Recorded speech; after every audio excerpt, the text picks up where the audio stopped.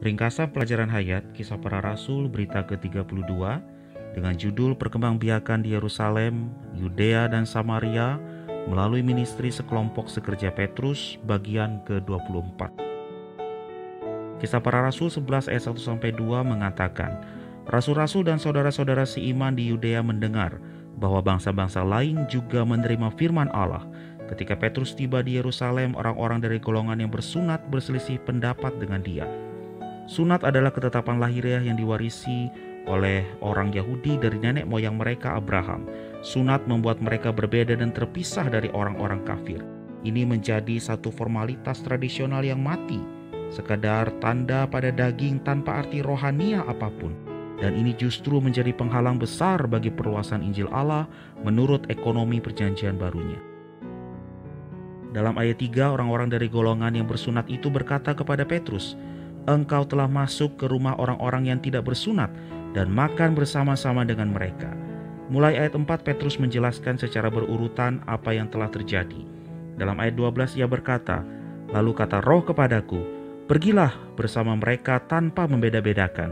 Keenam saudara ini pun menyertai aku. Kami masuk ke dalam rumah orang itu." Keenam saudara ini ada di sana sebagai saksi bagi perkataan Petrus sewaktu ia berbicara. Dalam ayat 15-17 Petrus melanjutkan menjelaskan bahwa Roh Kudus turun ke atas orang-orang di rumah Kornelius.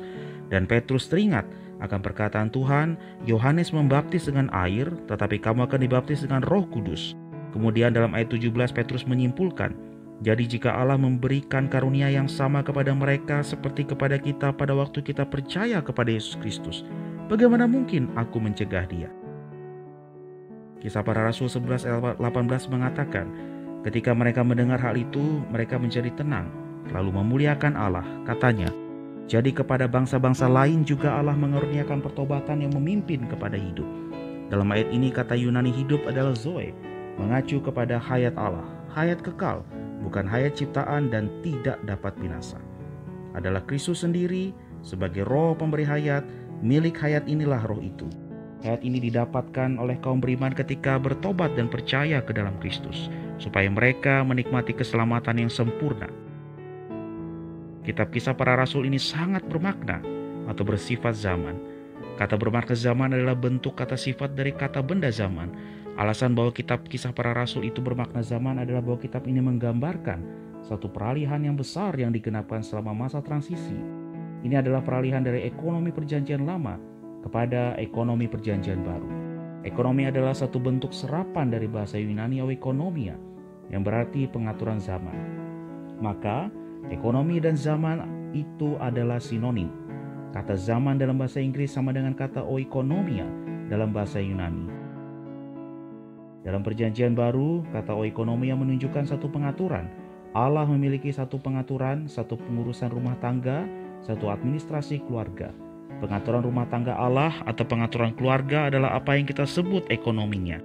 Peralihan dalam kitab Kisah Para Rasul adalah dari pengaturan perjanjian lama Allah kepada pengaturan perjanjian barunya. Pengaturan perjanjian lama Allah semuanya merupakan lambang-lambang, gambaran-gambaran, bayang-bayang, dan nubuat-nubuat.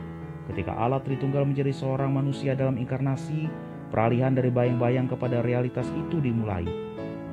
Segala sesuatu dalam zaman atau pengaturan lama Allah adalah bayang-bayang, tetapi dalam pengaturan perjanjian baru, Allah kita memiliki realitas. Perjanjian dari bayang-bayang kepada realitas ini dimulai dengan inkarnasi Allah, yaitu keterkandungan Yesus, dan digenapkan pada hari Pentakosta dengan pencurahan roh ekonomikal. Tetapi orang-orang yang telah dipilih dan dipakai Allah itu telah dibangkitkan dalam zaman perjanjian lama, dan mereka telah dijenuhi dengan dan bahkan tersusun dari pengaturan perjanjian lama Allah. Akibatnya sulit sekali bagi mereka untuk sepenuhnya mengalami peralihan zaman. Dalam pasal 1 ayat 8, Tuhan Yesus memberitahu murid-muridnya bahwa dia akan memakai mereka sebagai saksi-saksinya. Tidak hanya di antara orang Yahudi di Yerusalem dan di seluruh Yudea, tetapi juga di antara orang-orang Samaria dan bahkan di antara semua bangsa kafir sampai ke ujung bumi.